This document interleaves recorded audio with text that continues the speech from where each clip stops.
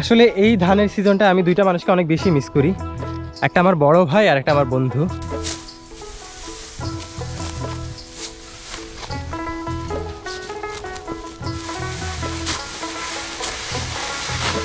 রিজিকের তাগিদে, জীবন জীবিকার তাগিদে একজন এক প্রান্তে, আমি এখানে কাজ করতেছি, তারা যে যার জায়গা মতো আছে। ধান কাটা মেলা কষ্ট রে, ধান কাটতে মন যায় না রে। আমার বাপ আমারে দিয়ে জোরে জোরে ধান কাটাচ্ছে রে। আসতেই কই আমার বাপ আবার শুনে ফেলবে রে। আসসালামু আলাইকুম। মিজি ভাইয়ের মিজি এগ্রোতে আপনাদের সবাইকে স্বাগত জানাচ্ছি। আমি সায়েম। আশা করছি সবাই ভালো আছেন। আলহামদুলিল্লাহ আমিও ভালো আছি। এইটা প্রায় আজকে বাংলা বৈশাখ মাসের 12 থেকে 13 নাম্বার দিন। এই সময়ে ফসলের মাঠগুলোতে ধান পাকা শুরু হয়ে গেছে। বাতাসে বাতাসে পাকা ধানের গন্ধ ছড়াচ্ছে। আর সেই গন্ধে গন্ধে আমরা চলে আসলাম কাঁচি হাতে ফসলের মাঠে ধান কাটার জন্য।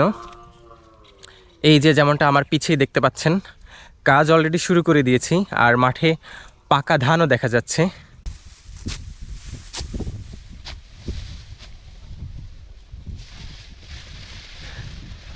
প্রতি বছরের ন্যায় এবারও আশানুরূপ ফলন হয়েছে, যার জন্য মহান রব্বুল আলমিনের হাজার কোটি শুকরিয়া, আলহামদুলিল্লাহ। আসলে এখানেই কৃষকের মূল সফলতা। পুরো একটা সিজন কষ্ট করার পর যখন ফসল সংগ্রহ করার সময় আসে, সোনালি এই ফসল কৃষকের হাতে আসে, তখন না ওই রোদে পড়া আর বৃষ্টি ভেজার কষ্টটা কষ্ট থাকে না, সেটা প্রশান্তির হাসিতে বিলীন হয়ে যায়। ধান কাটা চলমান, এইদিকে আব্বু ধান কাটতেছে আর আমি ধান কাটার পর একটু জিরে নিলাম।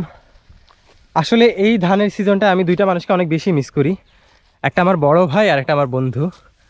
আগের সিজনে আমরা একসাথেই ধান কাটছিলাম, ধান কাটার পাশাপাশি অনেক খুনসুটি ছিল, তো ওই স্মৃতিগুলো মনে পড়তেছে।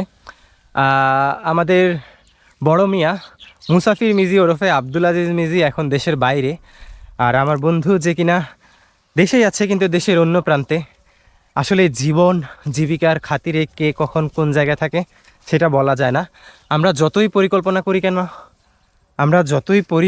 করি না কেন, শেষ পর্যন্ত আল্লাহর পরিকল্পনাই সবচেয়ে বড় পরিকল্পনা। আর আল্লাহর পরিকল্পনা অনুযায়ী রিজিকের তাগিদে, জীবন জীবিকার তাগিদে একজন এক প্রান্তে, আমি এখানে কাজ করতেছি, তারা যে যার জায়গা মতো আছে। মেঘাচ্ছন্ন আকাশ, বৃষ্টি আসবে আসবে মনে হয়।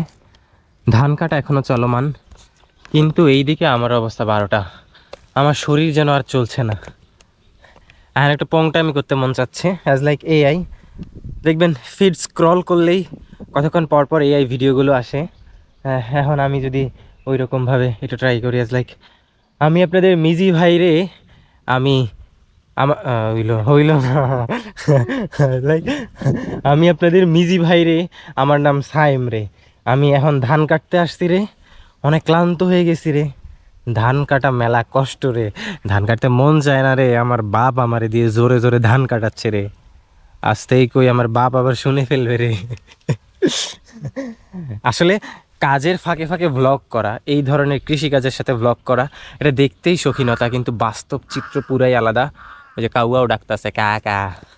যাই হোক, কাজ করতে শরীরের 12টা বেজে যাচ্ছে, কথাও আটকে যাচ্ছে। ভ্লগ করা, শৌখিনতা করা আর এই কৃষিকাজ করা, এগুলো কিন্তু টোটালি আলাদা আলাদা ব্যাপার, এত সহজ না। কথা কস কে রে? তুই কি দেখতেছিস না রে আমি যে ব্লগ করতেছি রে? কাজ করতে করতে দুপুর হয়ে গেছে, আজানও পড়ে গেছে। আমি হচ্ছে গিয়ে একটু জিরোচ্ছিলাম, তার ফাঁকে আম খাইতে মন চাইলো, কাঁচা আম নিজের গাছ থেকে। এই যে এটা আমাদের গাছ, আম পেড়ে নিয়ে আসছি। এখন টক খেয়ে একটু শরীর চাঙ্গা করি, তারপর বাকি কাজ করা যাবে। হ্যাঁ,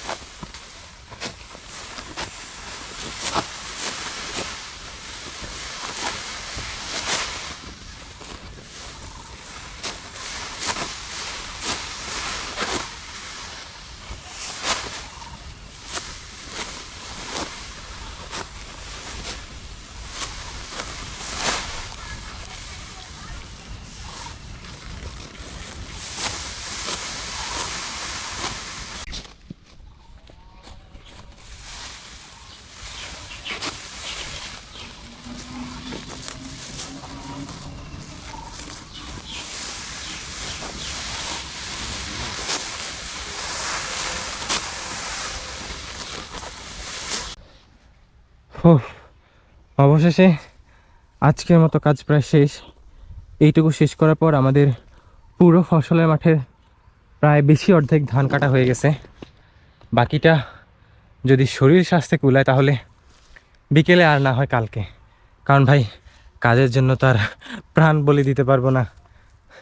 যাই হোক, এখন যাওয়ার সময় নিজেদের গাছ থেকেই কয়টা লেবু ছিঁড়ে নিয়ে যাই, কজ বাসায় গিয়ে ক্লান্ত শরীরে শরবত খাইতে হবে, নাহলে ভাই নিস্তার নাই। আজকে এই পর্যন্তই, লেবুতলা থেকে বিদায় নিচ্ছি। দেখা হবে অন্য কোনো দিন, অন্য কোনো ভিডিওতে।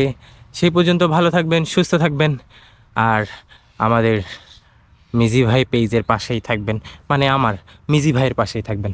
আল্লাহ হাফিজ।